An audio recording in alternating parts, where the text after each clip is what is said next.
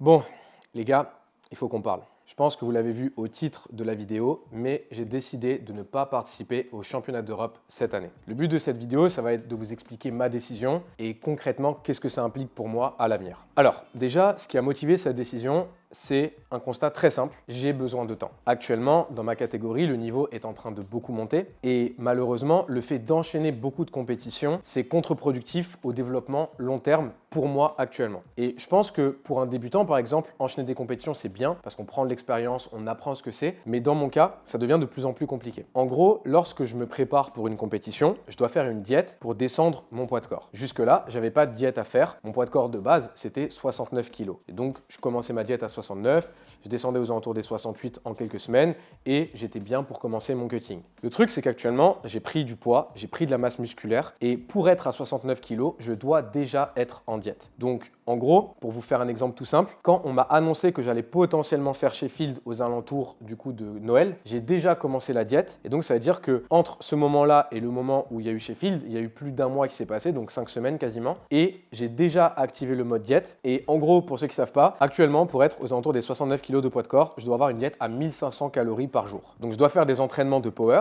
donc soulever lourd, enchaîner des séries, enchaîner des reps, enchaîner du volume sur des grosses intensités pendant plusieurs semaines avec 1500 calories et en étant sur un niveau de sèche extrêmement bas. Donc forcément, ça, pour maintenir un niveau, c'est faisable. Mais par contre, actuellement, je ne dois pas juste maintenir mon niveau. Actuellement, je dois devenir beaucoup plus fort que ce que je suis actuellement. Et pour devenir plus fort, je ne vais pas avoir le choix que de passer par une phase de prise de poids. Et le problème, c'est que cette année, j'ai une grosse échéance qui s'appelle les World Games. C'est les JO des sports qui ne sont pas aux JO. C'est la première fois qu'il y a les World Games en powerlifting et je suis qualifié en moins de 66 kg. Donc déjà, je vais en profiter pour le dire à ce moment-là. Si jamais je décide de monter en 74, je fais une croix sur les World Games puisqu'on est obligé de concourir dans la catégorie dans laquelle on s'est qualifié. Et ça, c'est une chose que j'ai pas envie de faire. J'ai pas envie de faire une croix sur les World Games parce que je pourrais être le premier homme de l'histoire à gagner cette compétition. Et c'est une opportunité que j'ai pas envie de laisser filer. Du moins, j'ai pas envie de la laisser filer sans me battre et sans absolument tout tenter. Quoi qu'il arrive, j'ai cette échéance en août qui va m'obliger à être en diète, à être au poids, etc.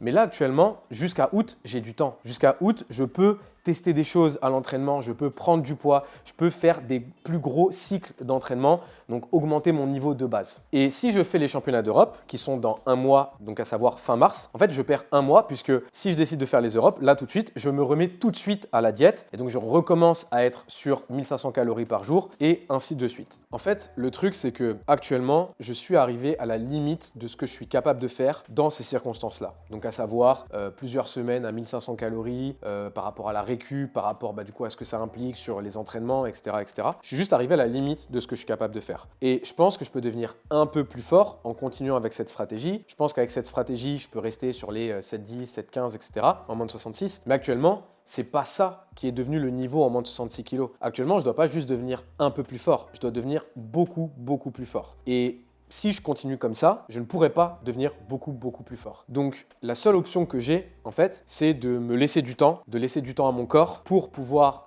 être un peu plus gros, un peu plus lourd, ne pas être à 1500 calories par jour et pouvoir faire de meilleurs entraînements et mieux récupérer de mes entraînements. Et pour ça, si je fais les championnats d'Europe dans 4 semaines, en fait, ce sera juste mission impossible. Puisque là, d'ici 4 semaines, je ne peux pas prendre 2-3 kilos en 2 semaines et après reperdre ces 2-3 kilos en 2 semaines. Ce sera complètement impossible du point de vue juste de est-ce que physiquement j'en suis capable, mais aussi surtout, si je veux prendre 2 kilos, je ne veux pas prendre 2 kilos de gras, je veux prendre 2 kilos de muscle. Et si je perds 2 kilos, je ne veux pas les perdre en 2 semaines. Je vais me laisser 5-6 semaines pour les perdre. Donc par rapport au timing, en fait, les championnats d'Europe actuellement ne tombent tout simplement pas sur le timing par rapport au plan que j'ai décidé de suivre qui va me permettre d'être à mon meilleur niveau cet été pour mes plus grosses échéances de la saison, à savoir du coup les championnats du monde et les World Games.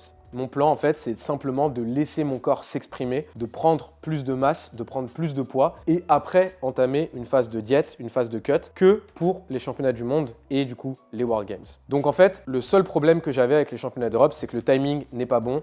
J'ai déjà fait 6 semaines de déficit avant Sheffield, 5 semaines pardon, j'ai déjà fait 5 semaines de déficit. Là, c'est-à-dire que je vais réentamer encore un déficit et du coup, ça m'amène en avril puisque les championnats d'Europe c'est fin mars. Et c'est-à-dire que fin mars, j'ai avril et mai pour préparer les championnats du monde, donc entre guillemets, c'est trop peu. Alors que là, on est fin février, donc je gagne un mois pour justement prendre du poids et tester aussi les choses que j'ai envie de tester à l'entraînement. Je vais être honnête avec vous, ça fait mal un peu de ne pas faire les championnats d'Europe. C'est la première fois que je suis que je suis pas blessé ou quoi que ce soit et que je décide volontairement de ne pas participer à une compétition. Mais je pense que là, je suis arrivé à un point de ma carrière où en moins de 66 kg, je peux plus faire le poids aussi facilement que je le faisais avant. Enfin, je peux le faire, mais ça me coûte beaucoup du point de vue de mes entraînements. Et si je prends un exemple tout simple, lorsque j'ai fait le showdown, donc c'était en décembre, si je me souviens bien, j'ai fait 730 kg de total à 69,7. Et la raison pour laquelle j'ai réussi à faire un aussi gros total, c'est parce que juste avant, j'ai eu une période de vacances où en fait justement j'ai laissé mon corps s'exprimer suite au championnat de France. Donc je pense que c'est juste la réalité que je dois constater. Je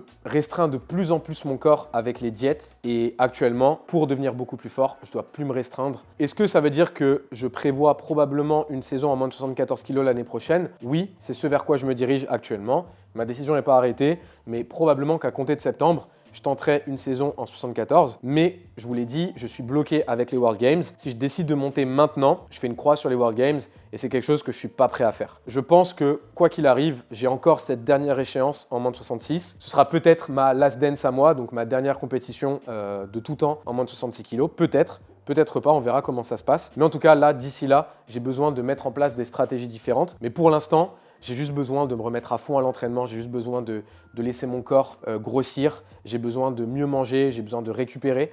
Parce que voilà, une diète à 1500 calories, il y a non seulement le côté physiquement c'est très dur, mais aussi les insomnies que j'ai, c'est probablement lié à ça.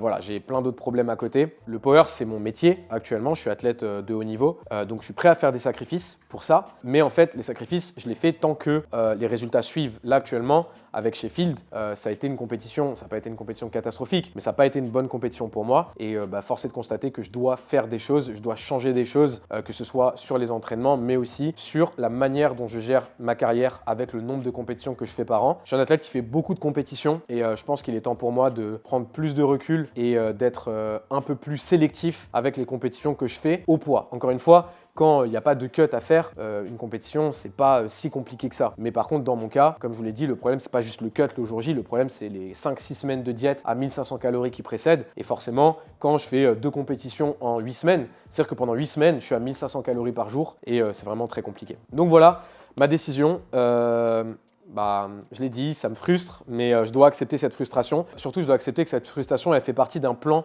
plus large que j'ai en tête et pour lequel j'ai vraiment envie de m'investir. Et je suis convaincu que ça va me permettre de faire des bien meilleurs entraînements. Et du coup, derrière, ça va optimiser mes chances de faire probablement mes plus grosses dernières compétitions en moins de 66 kg. Donc voilà, je tiens quand même à envoyer un maximum de force à tous mes collègues de l'équipe de France qui feront les championnats d'Europe. Et ça me fera bizarre d'être sur la touche, mais actuellement, j'en ai besoin pour... J'ai besoin de temps, en fait, c'est simple. J'ai besoin de temps, j'ai besoin de plus m'entraîner, mais pour plus m'entraîner et mieux m'entraîner, j'ai aussi besoin d'écouter mon corps. Et voilà, je suis sûr que tout ça, ça va payer très très fort. Donc voilà, je pars nulle part, c'est juste que je ne fais pas les championnats d'Europe. On continue à s'entraîner, je continue à me mettre à fond dans les entraînements, mais c'est juste que je ne pourrais pas physiquement faire 66 kg au moment des championnats d'Europe. Et donc c'est pour ça que j'ai décidé de laisser ma place pour cette année. Bon, vous l'avez senti, mais j'en ai gros sur le cœur. Mais je voulais faire cette vidéo pour que vous compreniez ma décision et ce qui me pousse à faire ce choix. J'ai encore quelques échéances à faire là cette année en 66. Ce sera probablement ma last dance. Et pour ma last dance, j'ai vraiment envie de faire une dernière grosse compétition. Donc voilà ce qui explique un peu tout ça. Sur ce, comme je vous l'ai dit les gars, il n'y a absolument rien qui change. Je continue à m'entraîner de la même façon. Et même c'est au contraire, je vais m'entraîner encore plus fort, encore plus dur parce que je vais donner ce temps à mon corps. Je ferai une autre vidéo très prochainement pour expliquer concrètement ce que je vais viser au niveau du poids, au niveau de la diète, etc. Donc si ça vous intéresse, n'hésitez pas à vous abonner pour suivre tout ça. Et sinon, de mon côté, je vous dis à la prochaine les boys.